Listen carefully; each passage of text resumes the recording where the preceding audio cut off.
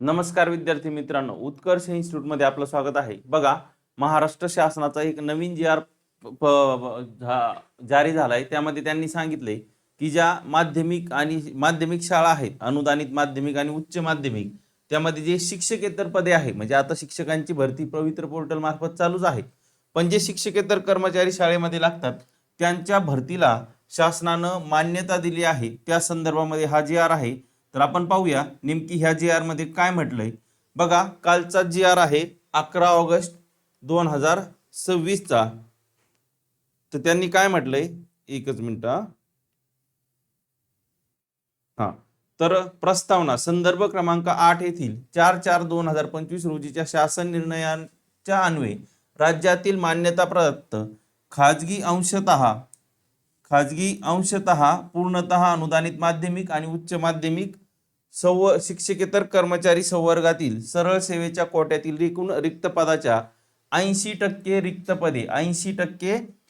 पदे विहित पद्धतीनं भरण्याची कार्यवाही करण्याचे निर्देश दिलेले आहेत। बघा, रिक्त पदे कार्यपद्धतीचा अवलंबून करून भरण्यास मान्यता प्राप्त करण्यात आली आहे। तथापि संदर्भ क्रमांक 9 येथील शिक्षण संचालक माध्यमिक आणि उच्च माध्यमिक यांच्या 28/5/2025 च्या पत्रान्वये शिक्षकेतर कर्मचाऱ्यांच्या पद भरतीमध्ये संच मान्यतेची प्रक्रिया पूर्ण होईपर्यंतच्या कालावधीसाठी स्थगिती देण्यात आली होती। सदर स्थगिती रद्द करून शिक्षकेतर पदभरतीबाबत नव्याने मार्गदर्शक सूचना निर्गमित करण्याबाबतचा प्रश्न शासनाच्या विचाराधीन होता। म्हणजे यातून असं कळतंय जी अगोदर त्यांनी जे शिक्षकेतर कर्मचारी आहेत त्यांची जी भरती प्रक्रिया होती ती स्टॉप केलेली होती। आता ती भरती प्रक्रिया करण्यास शासनानं मान्यता दिली आहे।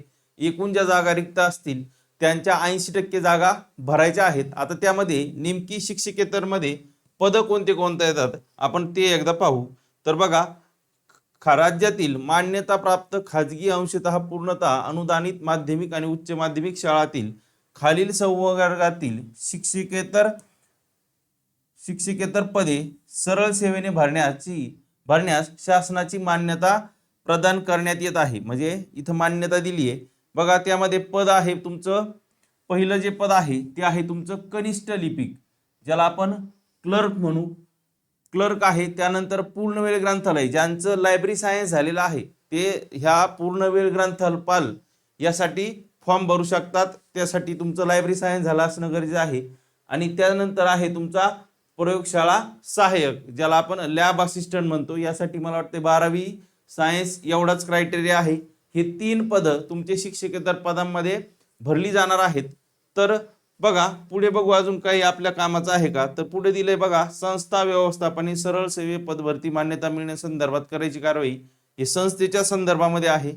अजून आपल्यासाठी काही आहे का आपण एकदा ते पाहूया आणि मग व्हिडिओ स्टॉप करू। संबंधित शिक्षणाधिकारी, आता इथं विद्यार्थ्यांच्या संदर्भामध्ये जेवढी माहिती होती ती पहिल्या 1-2 पेज मध्येच आहे। तर एवढंच लक्षात ठेवायचंय, जी शासनानं शिक्षकेतर कर्मचाऱ्यांची पदभरतीला स्थगिती दिली होती ती उठवली आहे आणि लवकरच जी जाहिरात आहे ती प्रसिद्ध होणार आहे।